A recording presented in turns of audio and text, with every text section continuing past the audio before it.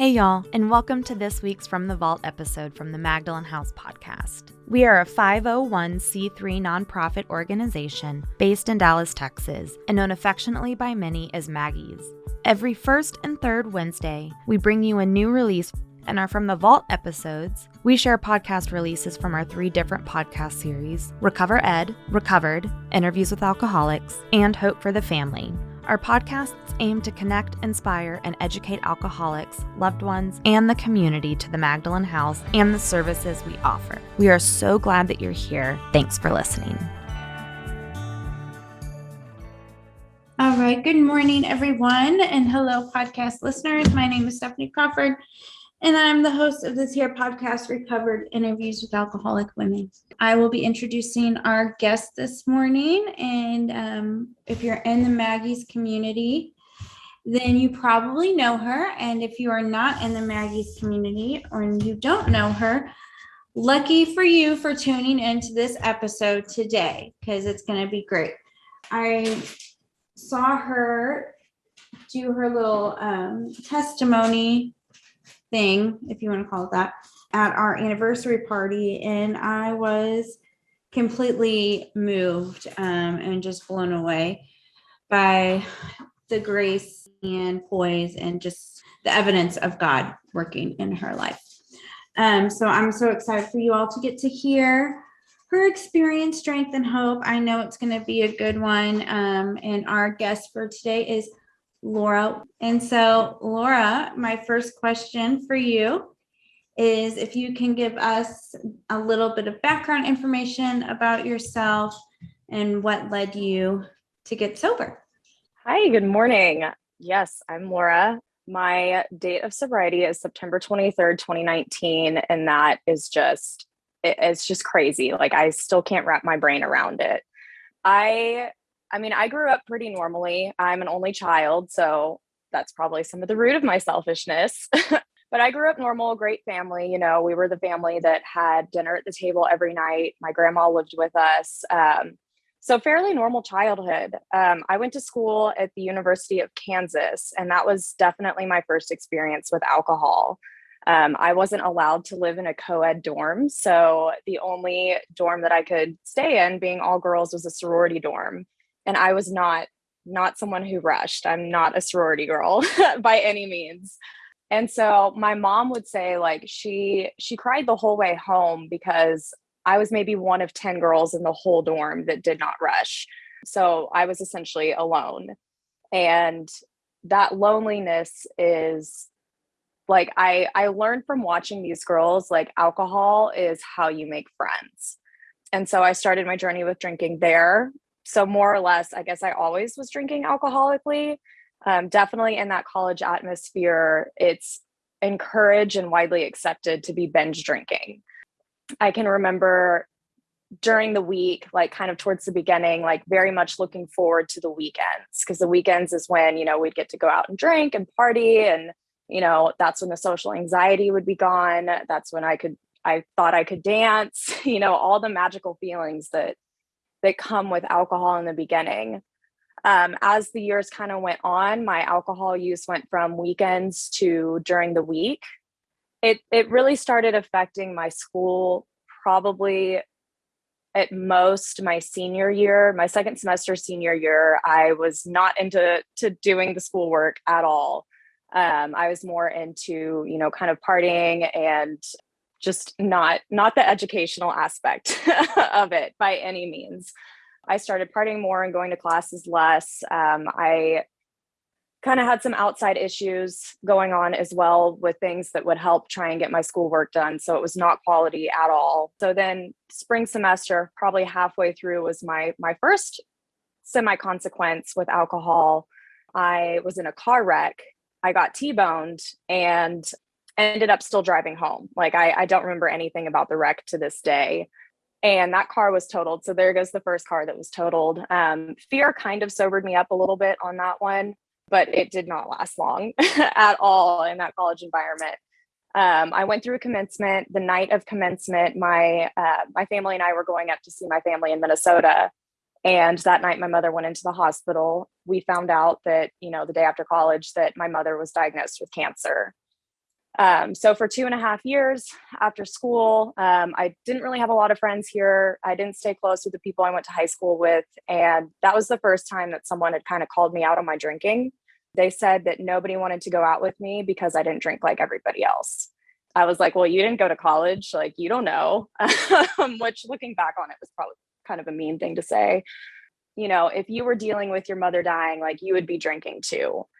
And just kind of any excuse that was not acknowledging my alcoholism. I got my DWI on February 14th of 2013. Lou Sterrett is not a very fun Valentine. And I totaled that car as well.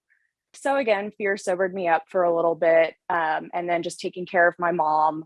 My mom passed in October of 2013. And I was fortunate enough to be there with her. I mean, honestly, if,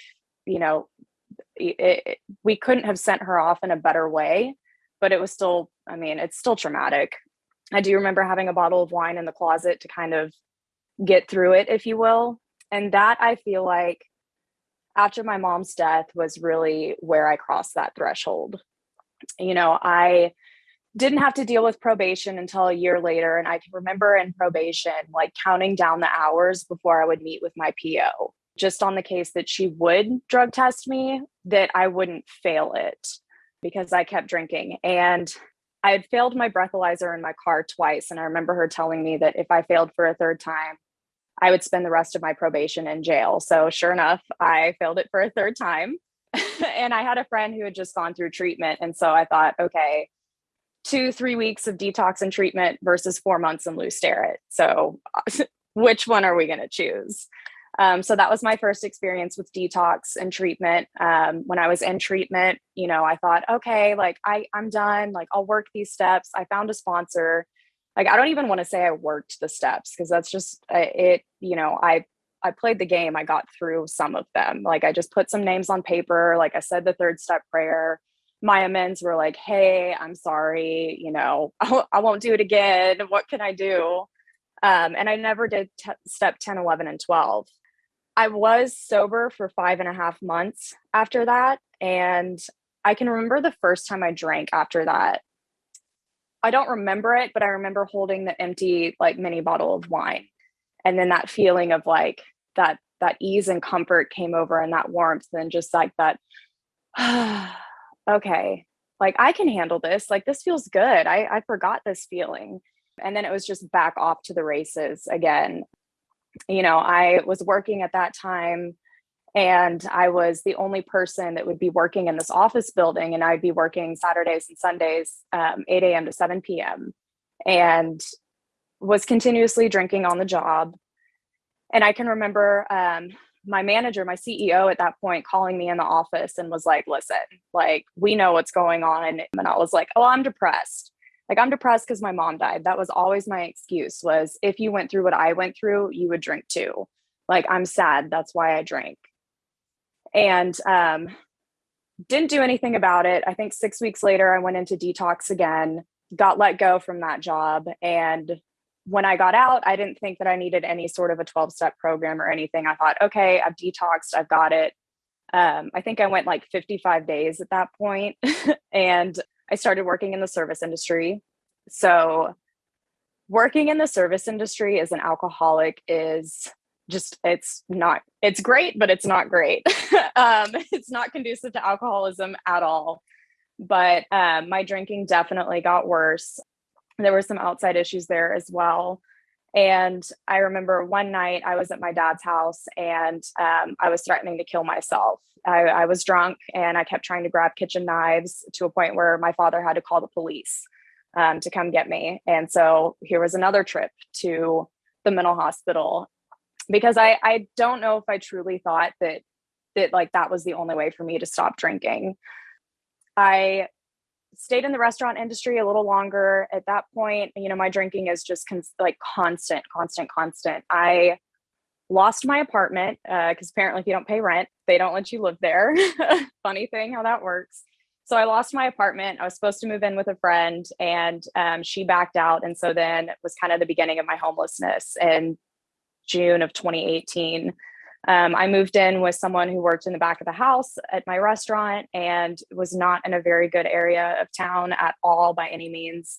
We're talking like mattress on the floor, like kind of bugs everywhere, like window unit. And I stayed there for a few months on the condition that I didn't drink. And that lasted a little bit, but then, I was stealing his roommate's alcohol. I would drink because I wasn't working.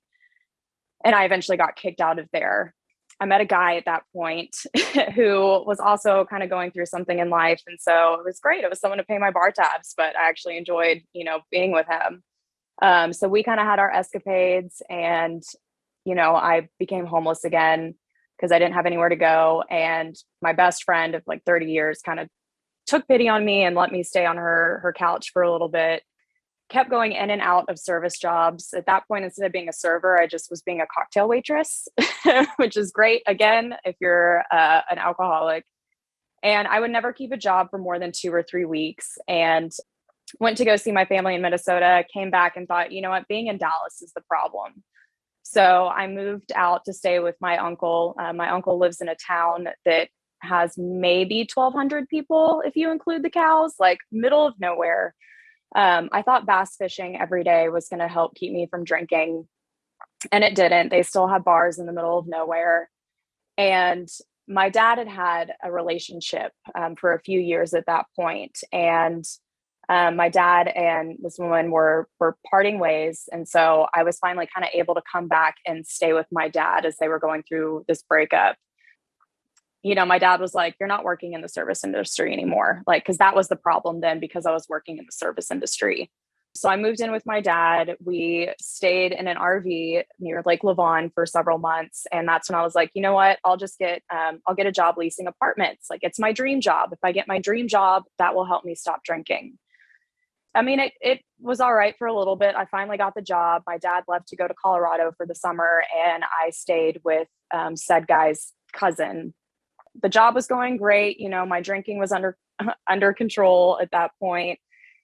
I remember seeing like, oh, well, I have a place to stay now, and I have a job, and I have money. I have money in my account. So I can drink. I can handle it. This is what people do who have jobs, is they go to happy hour.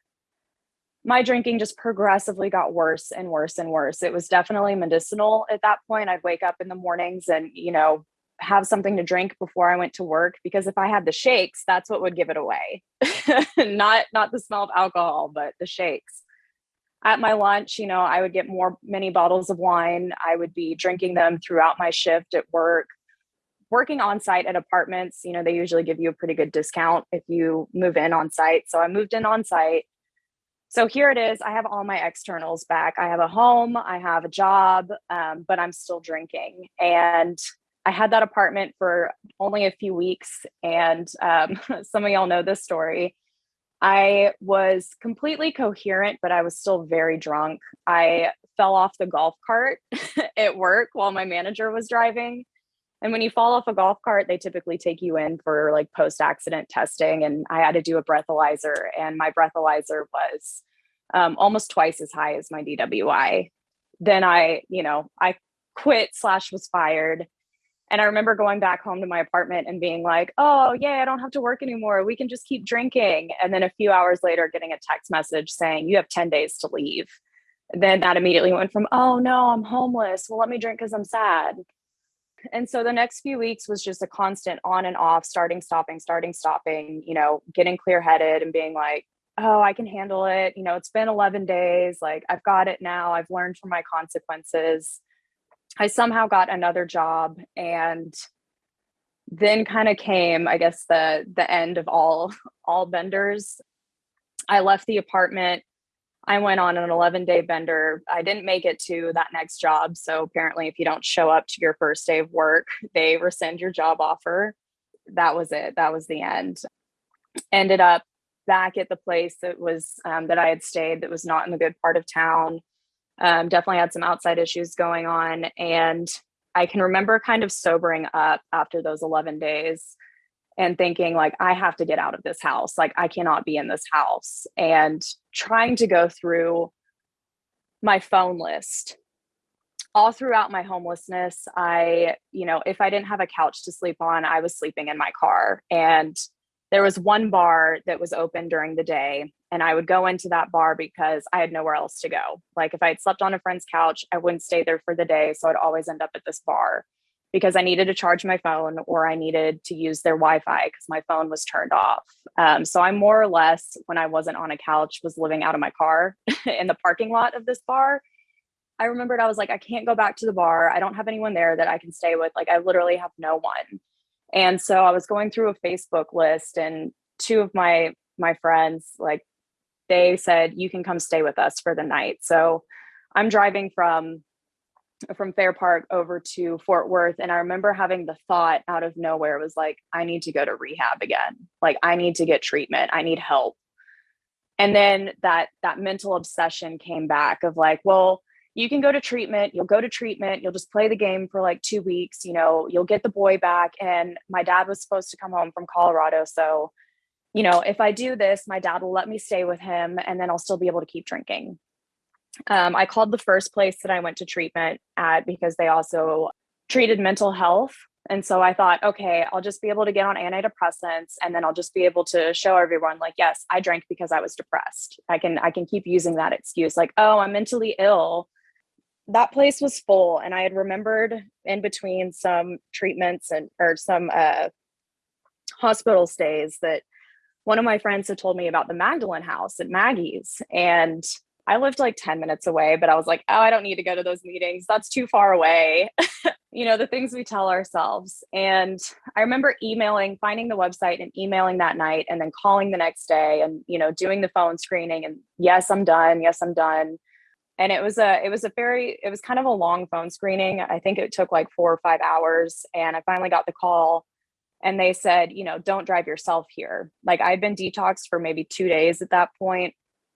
And I drove my car to my dad's old apartment that he didn't live in anymore. I got in through those gates and I texted my best friend and said, hey, I need an Uber. And it's really funny when she tells the version of it because she's like, oh God, like, where is she now? And it literally, then the second text, like 30 seconds later, came in to rehab. And the next text she sends is like, within 2 minutes, it's like, you know, your Uber driver is on the way. And she was like, yes, great. Love it. Like, just let me know what I can do. And I remember taking the Uber to Maggie's and showing up this was the house on Redwood. And I was like, this isn't it. This can't be it. This is a house. And he said, no, this is the address. So, okay, I went in and did my screening with Teresa and I was trying to act all like happy and like, yes, I'm so excited for this. Like, I'm so ready. Because, you know, in my mind, I'm like, I have nowhere to go. So for 2 weeks, I don't have to worry about where I'm going to sleep. For 2 weeks, I don't have to worry about if and when I'm going to eat. You know, it will get everybody off my back and they'll realize like, I am trying to change my life. And I checked in at 3 p.m. on a Tuesday. And by the 7 p.m. meeting, I don't even know how to describe it. I don't know if it was a spiritual experience, a panic attack or what, but it was just a full body like breakdown. Like I was hyperventilating, like I couldn't even get the words out. Because I remember looking at my water bottle and thinking my entire life is controlled by a liquid. Like this liquid is in a water bottle too. And no, not alcohol, but like liquid in general. And it was that moment that I was just like, what the hell? Like I have nothing left. I'd been robbed twice in between all of that. So I literally had nothing. I'm living in my car. Like nobody is talking to me and I'm in treatment thinking about how I'm going to still manipulate people and keep drinking after this. So that was just kind of that full moment of pure acceptance and like, I am done. Like, I can't live like this anymore. And here we are. I relate so much to your story. I say a lot that like hats off to the people who are functioning alcoholics, but that is just not me. Sounds like it's not you either. So no. But I'm like grateful for that because like I was able to get sober young. And then the other thing that I was thinking about too, that I just related so much to your story was how much like I tried to utilize mental health as to why that I drank. like on page 30, whenever it says like unwilling to admit that we're alcoholics, like I admitted to being a drug addict way before I got sober. And I would much rather be a mental patient than admit to being an alcoholic, and it's just, I don't know. So totally everything that you were saying, I was on vibe with for sure. So you're not homeless now. I feel like No. should know this, and you're very much glowing and sober, and you seem happy. Tell me what steps you took after you got out of Maggie's to, like, if there's somebody listening right now who maybe is like listening from their car, and like doesn't imagine a future not living in their car. They have no resources. They don't know what to do, anything like that. Do you mind just like sharing kind of like some of your experience with that? Yeah. So I went to Oxford after Maggie's, and I'm actually still in Oxford. And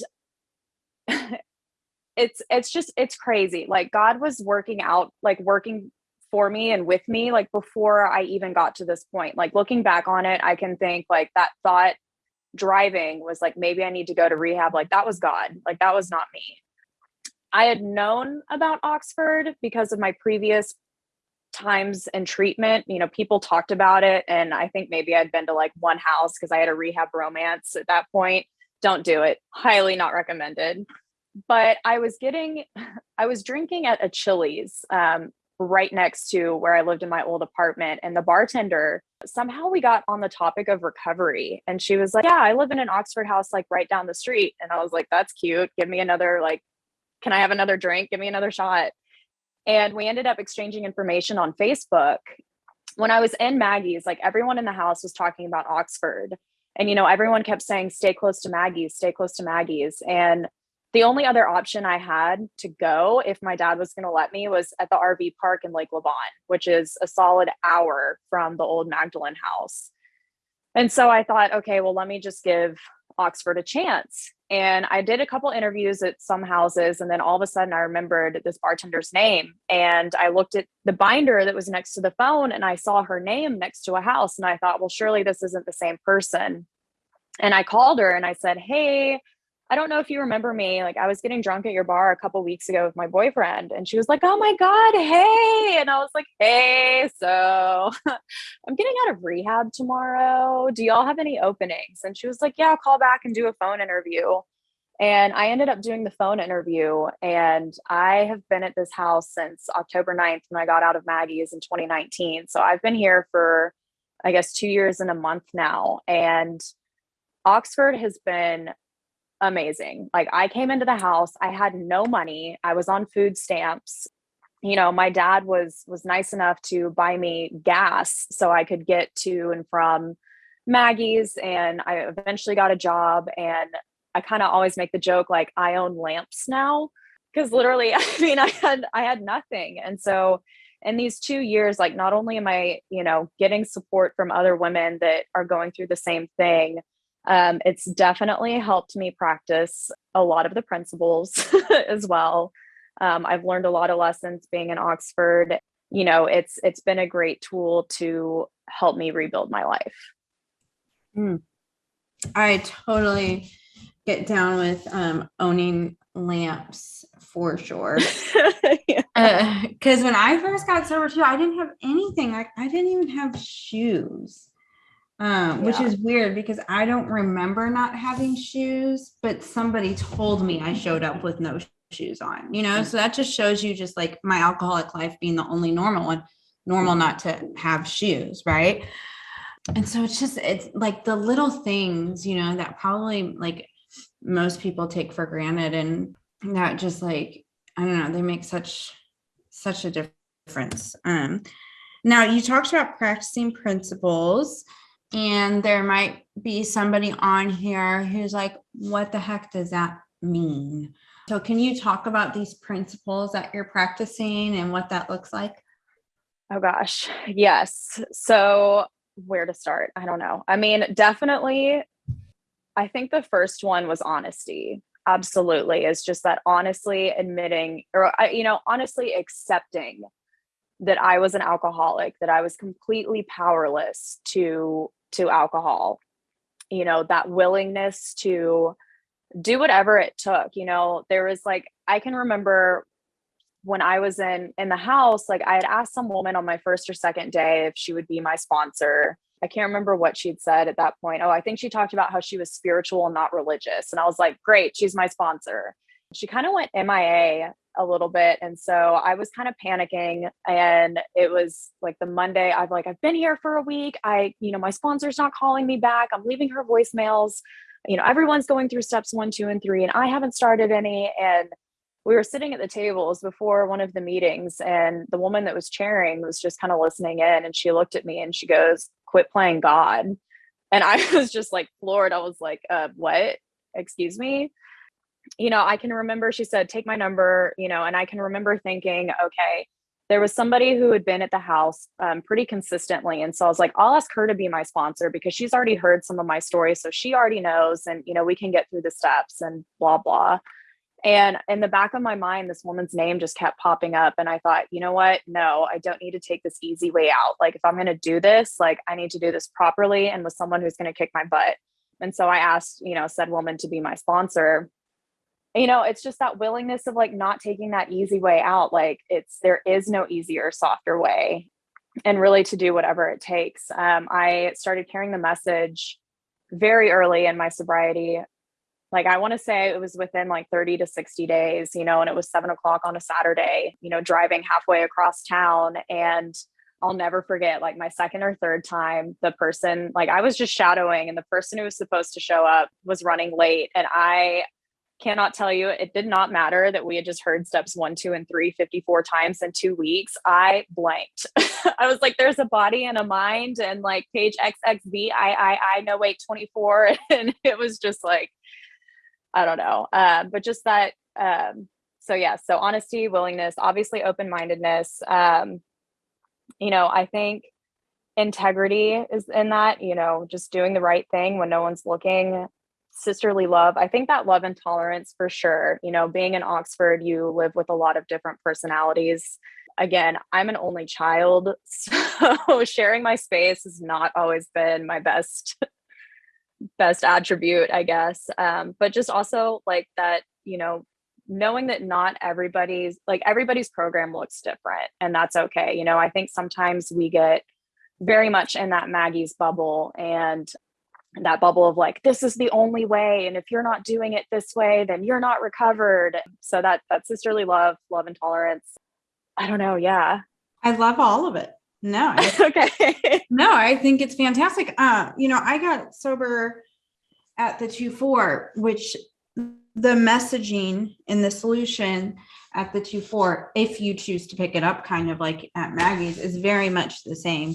Very, very much big book, you know, go through the steps quickly, don't take your time, spiritual program of action. And it's kind of like the same thing where, you know, I had been in and out for 5 years, but never really worked any steps. I had no idea that this program was about God or anything like that. But so whenever I like expanded outside of the 2-4, and like the longer I've been sober, the more I've realized that, oh my God, you mean you've never worked the steps and you're not dead and you're sober? Because that's not my experience. I couldn't do that. And so like it was a kind of a shock at first to realize that like not everybody works the program the way that like I have to work the program if I want to stay alive. And then, you know, luckily we get to be happy, joyous, and free in the process as well. So it would be nice if everybody did that so they could be happy, joyous, and free, but you know, you can't make anybody do anything. Now, you were talking about, there's so much I want to ask you, and I always get tongue-tied with where to start first, but the boyfriend that you were getting drunk with, is he in recovery? Are you guys still together? Like, tell me about that. Yes. So he's a normie. He is a normie. We are still together. It's been a little over 3 years at this point. God bless him for putting up with me. But yeah, so he when we first met, like he was kind of going through something as well. And, it wasn't super serious. We would spend a lot of time together, but, it wasn't always all drinking together. But because I was an alcoholic, it would always end up at the bar. I'd always manipulate and convince him, like, oh, yeah, we need to go to the bar. He would always say, like, I cared about you. There was something there. Like, he said, I always wondered, like, what a girl like you was doing in a place like that. Like, you're smart, you come from a good family, you grew up in a, nice place. Like, what the heck? And so it's kind of cool looking back on it that, like, he always saw that potential when I didn't feel like that at all. It was probably the lowest point of my life. And so it's pretty ironic that he met me there.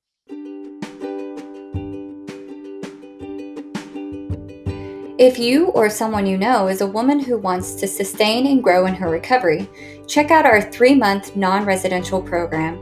Next Step offers community, structure, and accountability to any alcoholic woman at absolutely no cost. Everything we do in Next Step, from the assignments to the accountability group, is to help alcoholic women not only stay sober, but thrive in her recovery. Because we have both in-person and virtual options, we can help women from all over the world. To call and do a phone screen to see if you qualify, call 214-764-0793, extension 500. I did go into Maggie's to try and get him back. I remember getting out and I had to make amends to him. And he told me, kind of all the ways that I had harmed him. And I think he was kind of caught off guard, didn't really understand, how the program worked at that point. And I remember telling him, like, hey, I did go in to kind of get you back, but this is much bigger than that at this point. Like, I don't know if I really want to be in a relationship because this is my number one. Like, this is about my life at this point. And we still were kind of close. It didn't really get serious until probably, I guess, 2 years. Well, I guess, yeah, when that didn't work out too well. I mean, like, we were still always in each other's lives. He didn't actually start going to family support until about a year ago. As he says it, like, the first time he went, it was very eye-opening to him. He said, I had lost empathy for what you go through. Like, I was treating you like a normal person. And so family support has been great for him to understand, like, this is something I'm fighting every day. This isn't just like a work the 12 steps and be done. And then he understood, like, okay, you're doing all of this stuff, like hearing the message, going to help these people, but, like, you can't have a date night with me because you're too tired. But it's been a lot of growth and learning for both of us. He is very supportive. I still just, like, don't understand how he's like, he'll just have, like, a glass of wine with dinner and, like, be done. And I'm like, why? Like, does that enhance your dinner flavor? Like, I don't get it. It's so weird to me.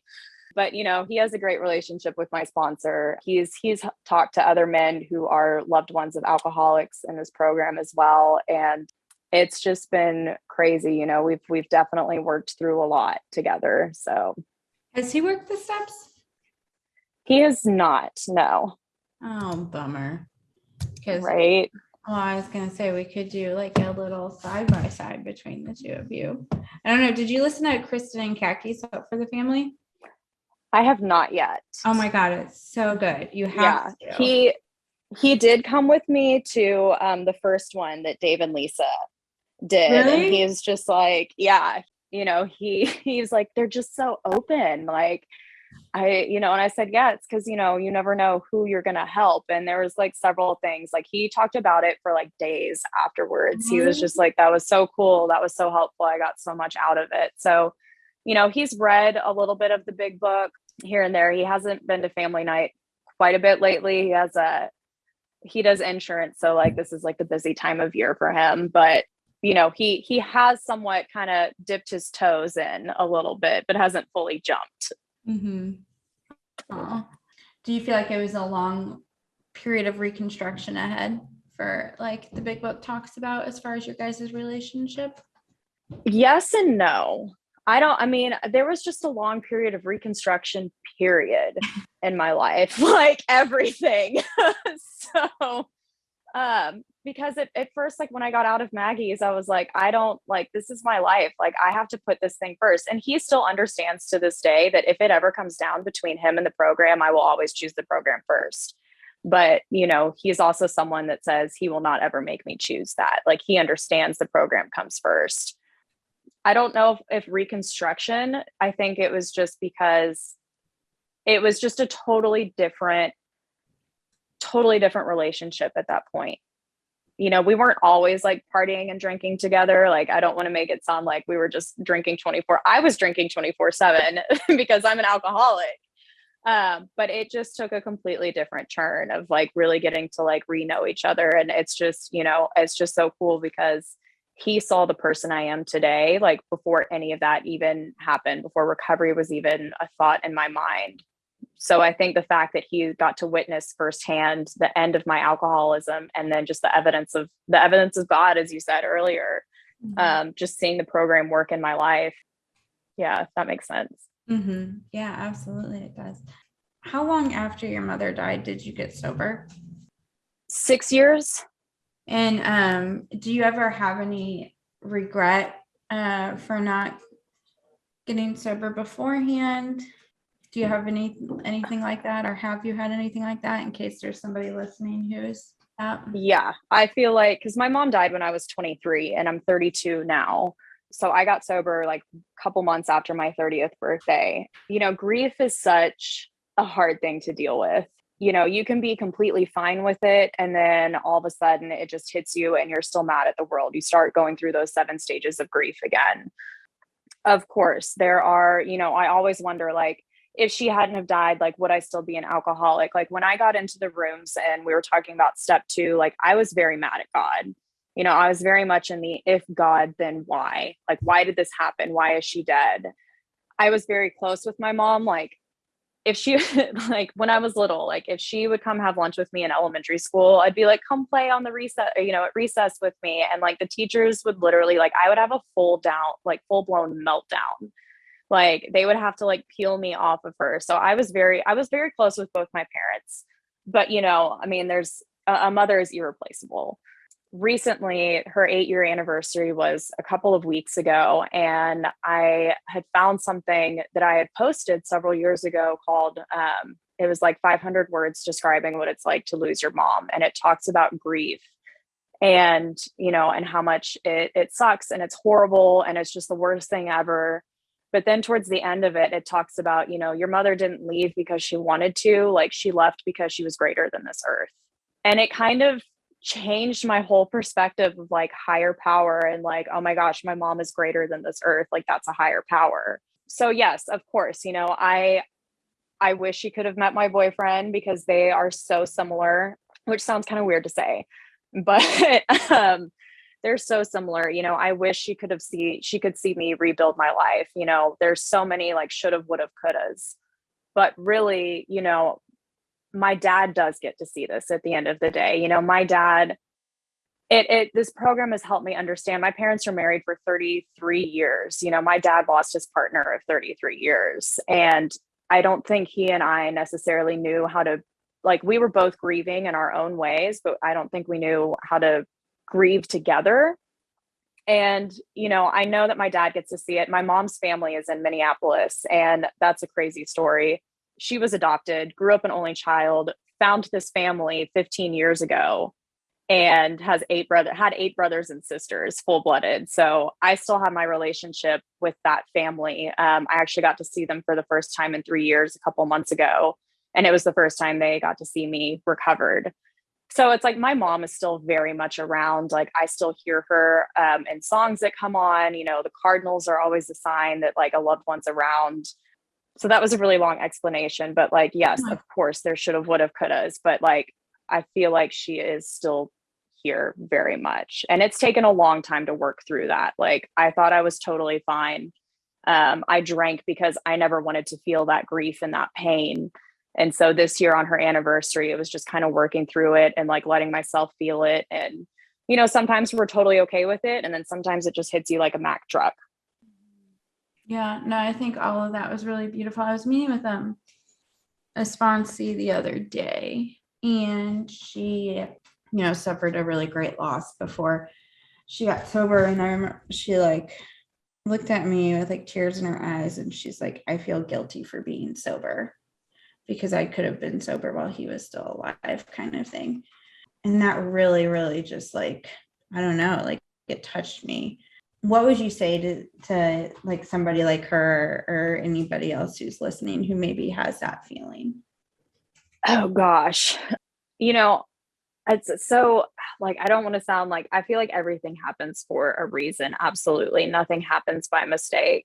That guilt and that, I don't even know, because I don't know if I've necessarily felt that guilt, but it's like that loss, that gives you the experience. You have the experience to help someone else. If you can work through it, there's somebody else that is feeling that as well. And you can come out on the other side of that and say, yes, I understand. Like, okay, I guess I do have some guilt of like, I wish that, when we knew she was dying, like I was lucky, and I don't want to say lucky enough, but like we knew it was coming. It doesn't matter if I had accepted it or not, but like we knew it was coming. I don't know. I don't even know how to answer that question. No, yeah, no, I think like just saying that like having the experience to help somebody else, I think it's kind of like the go-to answer that we in recovery use a lot, but I feel like it's very much true, where like something that I always like to say is that like my pain can have purpose today, and it doesn't necessarily have to be like in vain. Like it's that, when we come in as alcoholic, well, when we come in these rooms, and we hear other alcoholics and we hear about how they're on the other side and they have that depth and weight, if somebody who hasn't experienced a great loss, like doesn't understand like what I'm saying, what I'm going through, anything like that. So yes, providing that depth and weight for someone who has gone through it. Mm-hmm.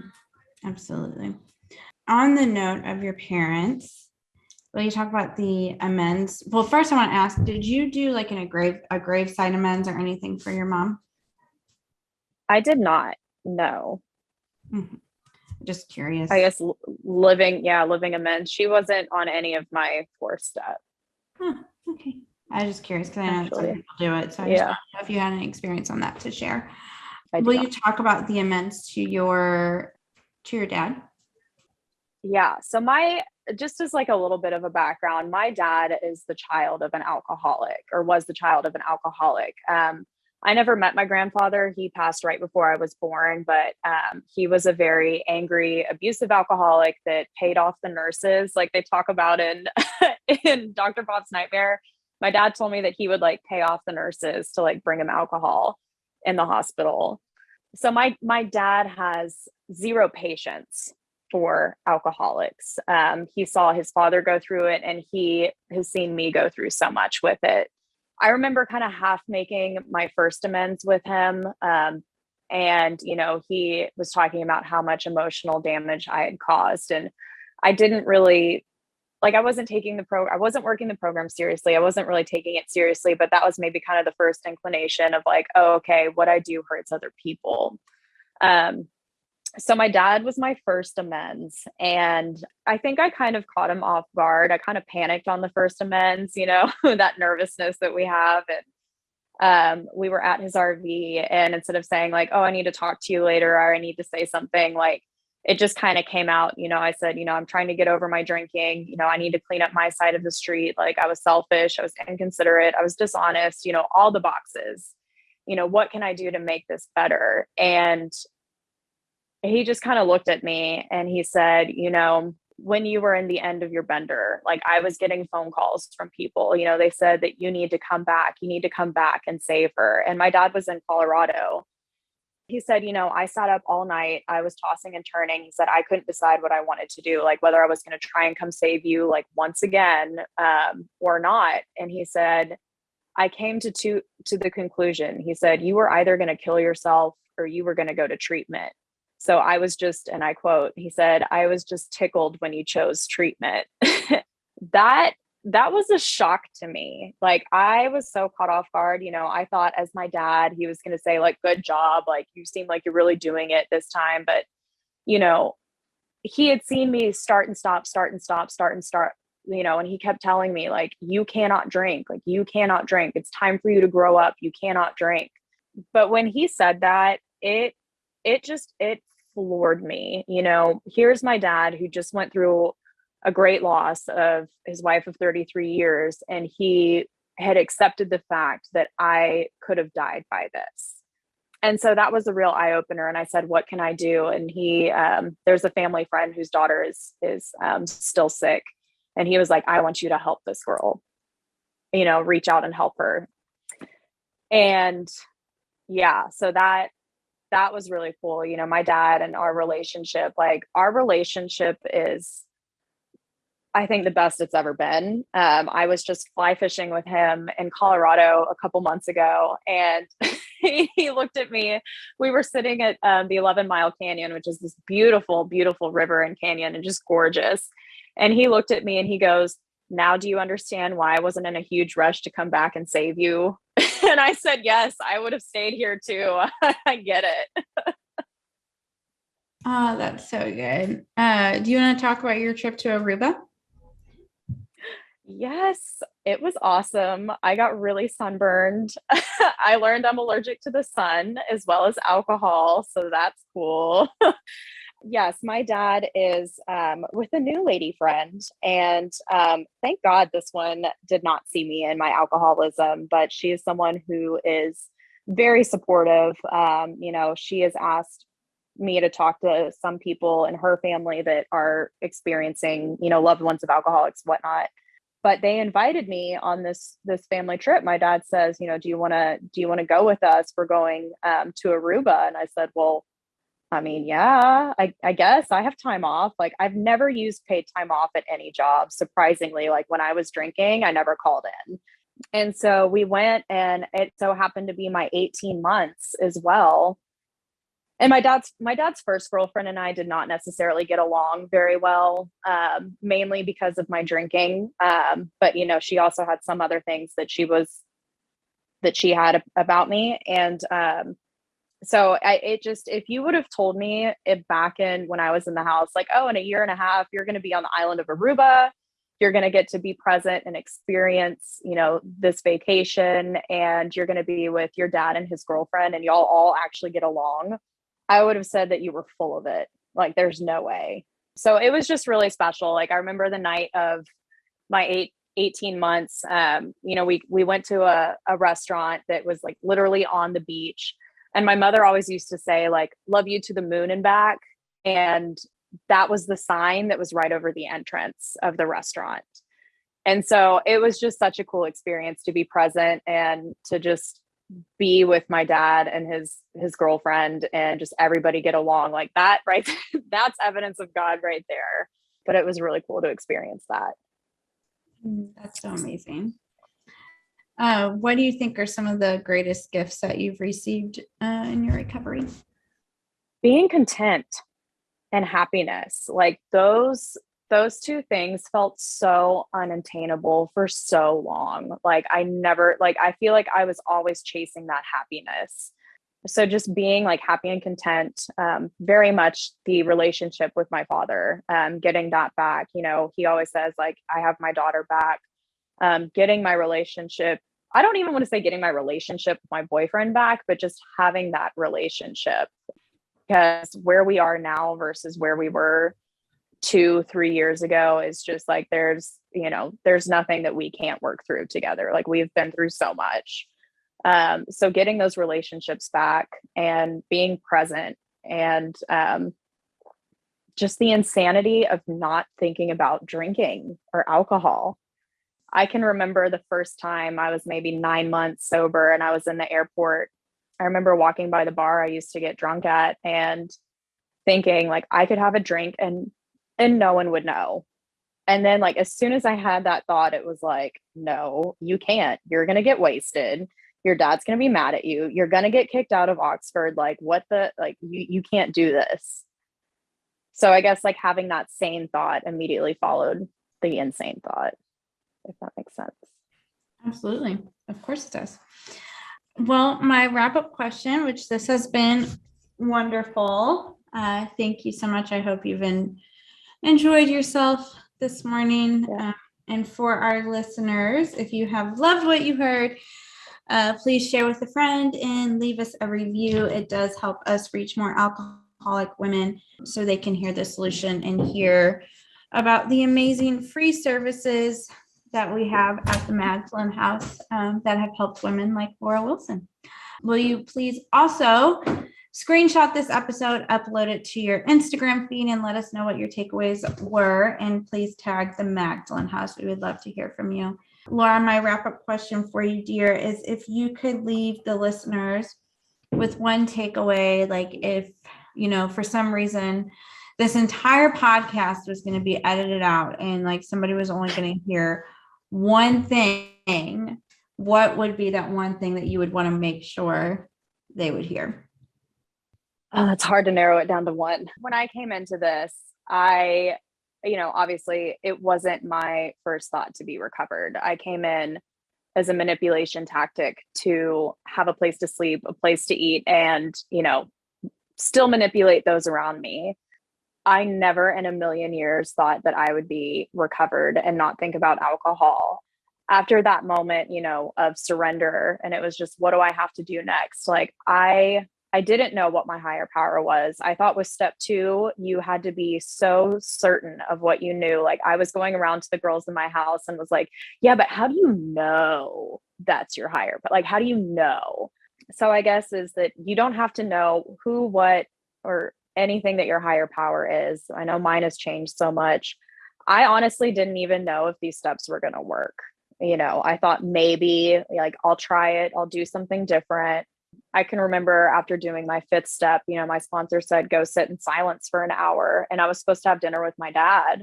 And so I started driving, I called my dad. I said, hey, start putting it on the stove. I'll be there in 15 minutes. And I got through like 2 stoplights and I was like, you know what? If I'm going to do this, I'm going to follow instructions. I'm going to do it right. And if it doesn't work, then screw it. I'm going to die an alcoholic. So you don't necessarily have to know your higher power. You don't necessarily have to believe that it's going to work. You just have to show up and do the action and just don't say no. Like if your sponsor asks you to do something, if you have a chance to help someone, like even if you'd rather like Netflix and chill, just go do it. Like more often than not, it is so worth doing whatever they are asking you to do. And you don't have to be perfect at this program by any means. I am not perfect. I kind of joke that sometimes my morning meditation is a prayer that's read by my Alexa, and but we still try it.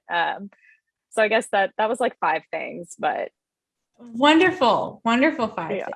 So, well, thank you so much. This has been amazing. I will let you know as soon as we get it edited and out, and I can't wait for people to hear it. So thank you, Laura. Okay. Thank you. All right. See you later. Bye. Bye. We hope you've enjoyed this From the Vault re-release of the Magdalen House podcast. Tune in every first and third Wednesday for a new release from one of our 3 podcast series. To learn more about the Magdalen House and the services we offer, visit magdalenhouse.org or follow us on your favorite social media channels by searching for the Magdalen House.